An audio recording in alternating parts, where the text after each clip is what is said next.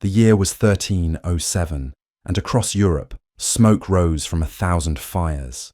But these weren't the flames of war or celebration. They were the pyres of secrets, burning manuscripts that had survived for centuries, disappearing into ash and memory. On Friday the 13th of October, King Philip IV of France had ordered the arrest of every Knight Templar in his kingdom. What happened next would echo through history, not for what was found, but for what vanished without a trace. You've heard fragments of this story before. The Templars were warrior monks, protectors of pilgrims, bankers to kings. They built cathedrals, fought crusades, and accumulated wealth beyond imagination. But there's something deeper here, something that explains why the Vatican's archives still hold documents marked with warnings, why certain chambers beneath Rome remain sealed, and why the most powerful institution on earth felt threatened enough to help destroy an entire order of knights. Because what the Templars discovered wasn't just gold or relics. It was knowledge so dangerous that it could unravel the very foundation of medieval Christianity. And when their order was crushed, that knowledge didn't disappear. It was locked away, hidden in the deepest vaults of the Vatican, where it remains to this day. Let me take you back to where it all began. Picture Jerusalem in the year 1118, barely 2 decades after the First Crusade had reclaimed the holy city for Christianity. The streets still bore scars from siege warfare, and pilgrims arrived daily, drawn by the promise of walking where Christ himself had walked. But the roads to Jerusalem were treacherous, filled with bandits and hostile forces who saw these Christian travelers as easy prey. 9 French knights, led by a man named Hugh de Payens, approached King Baldwin II of Jerusalem with a simple proposal. They would dedicate their lives to protecting these pilgrims, asking for nothing in return except shelter and sustenance. The king, perhaps grateful for any help securing his fragile kingdom, granted them quarters in what remained of Solomon's temple on the Temple Mount. This is where the official story begins. 9 poor knights living in poverty, sworn to protect the innocent. But here's what doesn't make sense about that narrative. These weren't ordinary knights seeking adventure or redemption. Several came from noble families with significant wealth and political connections. Hugh de Payens himself was related to the Count of Champagne, one of the most powerful men in France. Why would such well-connected nobles choose a life of poverty in a war-torn city? The answer becomes clearer when you examine what they did once they arrived in Jerusalem. For 9 years, these knights supposedly protected pilgrims along the dangerous roads, but historical records show almost no evidence of their activities during this period. No battles fought, no rescued travelers, no reports from grateful pilgrims. Instead, there are persistent accounts of digging, excavation beneath the Temple Mount, carried out in secret, often at night. What were they looking for? The official answer is nothing specific, just making repairs to their quarters. But the Temple Mount wasn't just any piece of real estate. This was the holiest site in Judaism, the place where Solomon had built the first temple, where the Ark of the Covenant had once resided. If ancient secrets were hidden anywhere in Jerusalem, it would be here. Archaeological evidence suggests that extensive tunnel systems existed beneath the Temple Mount, some dating back to Solomon's time. The knights had access to areas that hadn't been explored for centuries, and after 9 years of this mysterious digging, something changed dramatically. The poor knights suddenly weren't poor anymore. In 1128, Hugh de Payens returned to Europe and began recruiting with unprecedented success. Noble families across France and England donated vast estates to the new order. The Pope himself, Honorius II, officially recognized the Knights Templar and granted them extraordinary privileges. They would answer to no earthly authority except the Pope. They could collect their own taxes, build their own churches, and most remarkably, they were exempt from paying tithes to local bishops. Within decades, the Templars had become the most powerful military and financial organization in Europe. They owned thousands of properties from Scotland to the Holy Land. They developed the first international banking system, allowing pilgrims to deposit money in one country and withdraw it in another using encrypted letters of credit. Kings borrowed from them to fund wars and crusades. They built a fleet of ships that dominated Mediterranean trade. But wealth alone doesn't explain their meteoric rise to power. Something had given them leverage over the most powerful institutions of their time. Something had convinced popes and kings that the Templars deserved privileges no other organization possessed. The clues to what that something might have been lie scattered across their architecture, their symbols, and their increasingly secretive rituals. Templar churches weren't built like typical Christian houses of worship. Many were circular, modelled after the Church of the Holy Sepulchre in Jerusalem, but also echoing older, pre-Christian temples. Their buildings incorporated mathematical proportions and geometric designs that seemed more suited to ancient mystery schools than medieval monasteries. Their symbols became increasingly esoteric over time. The simple red cross on white background evolved into complex imagery involving pentagrams, hexagrams, and other designs that made church authorities nervous. Inside their commanderies, Templars conducted initiation ceremonies that involved kissing, oath-taking, and rituals that their accusers would later describe as heretical. Most telling of all were their religious practices. While publicly orthodox, the Templars developed theological ideas that pushed against accepted doctrine. They spoke of a different understanding of Christ's mission, of secrets preserved from the earliest days of Christianity, of knowledge that had been suppressed by later church authorities. This is where the story takes a darker turn. Because by the early 14th century, the Templars had accumulated not just wealth and property, but dangerous influence. They had become too powerful, too independent, and perhaps most threatening of all, too knowledgeable about things the church preferred to keep hidden. King Philip of France owed them enormous debts he couldn't repay. Pope Clement V needed their support, but feared their growing autonomy. And somewhere in the highest circles of power, a decision was made. The Templars had to be stopped.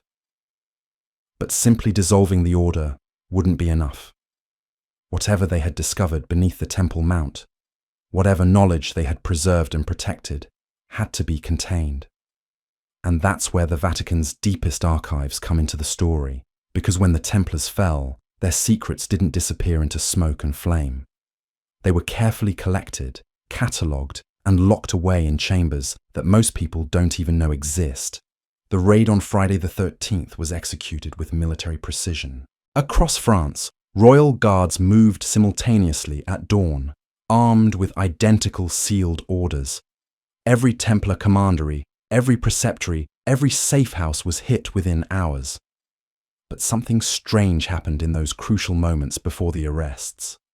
Witnesses reported seeing smoke rising from Templar buildings before the king's men even arrived. Documents were being burned in massive quantities, and not just financial records or correspondence. These were ancient texts, scrolls written in languages that predated Latin, manuscripts bound in leather so old it cracked at the touch. The Templars weren't just destroying evidence of their wealth or political dealings. They were eliminating something far more precious and far more dangerous, but they couldn't destroy everything. Some secrets were too important to burn, too valuable to lose forever. Or what happened next reveals the true scope of the conspiracy between crown and church. While King Philip's men seized Templar properties and arrested knights across France, a parallel operation was unfolding in secret. Papal agents, working under cover of darkness, were systematically removing specific items from Templar archives. Not gold or silver, but books, scrolls, and artifacts that had been carefully guarded for nearly 2 centuries. These weren't random seizures. The agents carried detailed lists, knew exactly what they were looking for, and had clear instructions about where these materials were to be taken.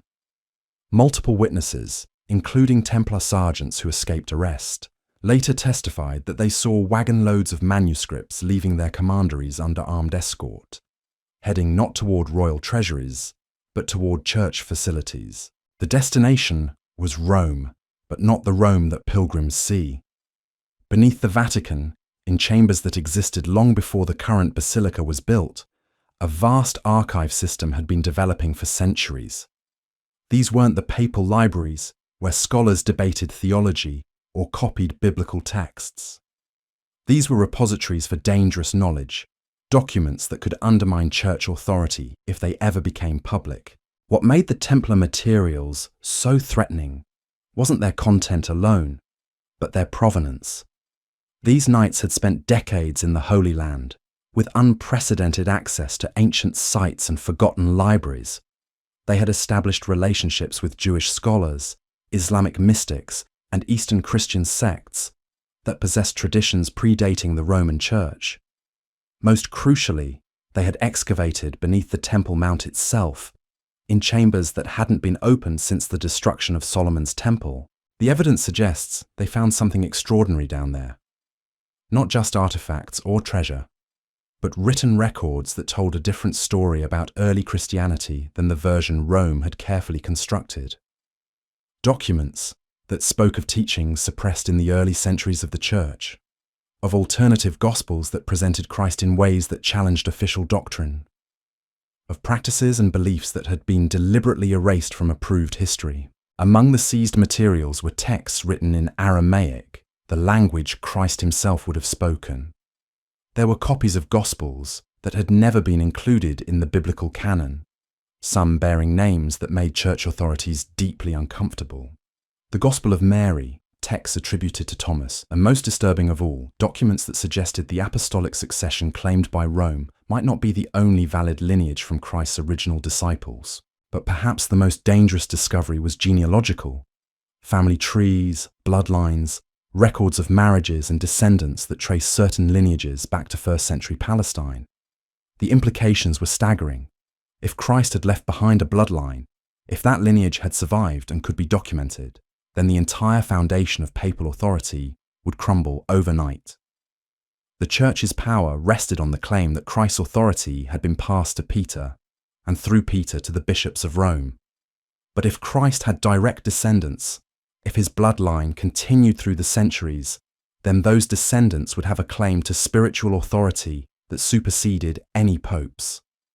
The very idea was theological dynamite. This explains why the Templars had risen so quickly to power and prominence.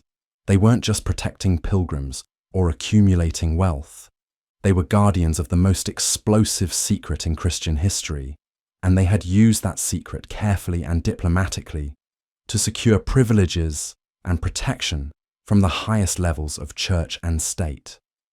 Kings and popes had granted them extraordinary freedoms, not out of gratitude for their military service, but out of fear of what might happen if their knowledge became public. The Templars had become too dangerous to ignore and too powerful to control through normal channels. Their destruction wasn't just political convenience. It was an existential necessity for the survival of established Christianity. When Pope Clement reluctantly agreed to Philip's plan to destroy the order, he demanded one crucial condition. The most sensitive materials in Templar possession had to be secured by church authorities before any arrests were made. The knowledge that had made the Templars so powerful couldn't be allowed to disappear or fall into the wrong hands. It had to be preserved, but under absolute secrecy.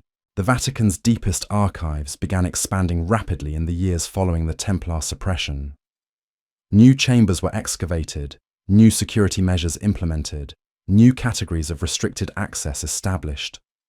Documents were sealed with warnings that unauthorized viewing would result in automatic excommunication. Some materials were classified beyond even that, accessible only to a handful of the highest church officials, and only under extraordinary circumstances. These weren't just administrative precautions. They were the actions of an institution that had come face to face with information capable of destroying everything it had built over more than a millennium. So here we are, 7 centuries later, and those vaults beneath the Vatican remain sealed.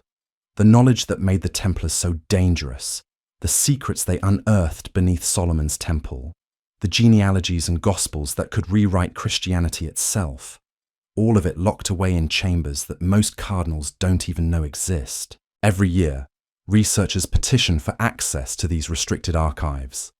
Every year, they're denied. The official explanation is preservation, protecting ancient documents from damage. But preservation doesn't require 700 years of absolute secrecy. Preservation doesn't require chambers that can only be accessed with keys held by 3 different officials, none of whom are allowed to enter alone. The Vatican has survived empires, wars, and revolutions by carefully controlling information. But in those deepest vaults, they're guarding something far more volatile than political secrets or financial scandals. They're protecting the very foundation of institutional Christianity from truths that could bring it all crashing down. Think about that the next time you see smoke rising from ancient stones, or hear whispers of knowledge too dangerous to speak aloud. Because somewhere beneath Rome, in chambers lit only when absolutely necessary, the real treasures of the Knights Templar wait in darkness. Not gold or silver, but truth itself, locked away where it can never threaten the established order. The Templars fell, but their greatest discovery remains hidden, waiting. And perhaps that's exactly where it's meant to stay.